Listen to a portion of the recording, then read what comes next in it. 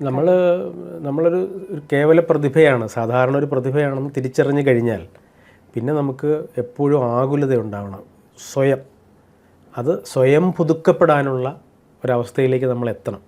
അനുഭവങ്ങൾ കൊണ്ട് നമ്മൾ എല്ലാ സമയവും പുതുക്കപ്പെടുന്നുണ്ട്. നമുക്ക് 5-10 വർഷം മുമ്പ് ലഭിച്ച ഒരു സങ്കടമല്ല ഇപ്പോൾ നമ്മൾ നേരിടുന്ന സങ്കടം. നമ്മൾ ഇച്ചിരി കരുത്തരായി കാണും. പ്രണയവും അതുപോലെയാണ്. വേവലാതികളും വിഹുലതകളും ഒക്കെ ഓരോ നിമിഷങ്ങളും മാറിക്കൊണ്ടിരിക്കും.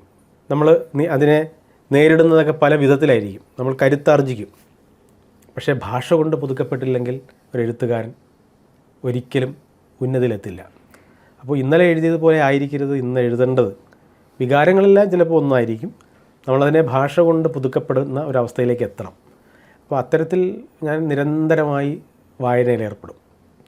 നിരന്തരമായി വായിക്കുന്നത് ഒരു ഡയറിയിൽ കുറിച്ച് വെച്ച് അത് പിന്നീട് ഒന്നുകൂടി ഏറ്റെടുക്കുന്ന ഒരു സ്വഭാവമുണ്ട്. എവിടെ നിന്നും പദങ്ങൾ കിട്ടിയാൽ അപ്പോൾ തന്നെ അത് എഴുതി വെച്ച് വീട്ടിലെത്തി എൻ്റെ ഡയറിയിലേക്ക് പകർത്തുന്ന ഒരു സ്വഭാവം ഒരു 3 പതിറ്റാണ്ടുകളായി തുടരുന്നുണ്ട്. ഒരു ദിവസം എന്തെങ്കിലും വായിക്കുകയോ അറിയുകയോ ചെയ്തില്ലെങ്കിൽ അസ്വസ്ഥപ്പെടുന്ന ഒരു ഹൃദയമുണ്ട്.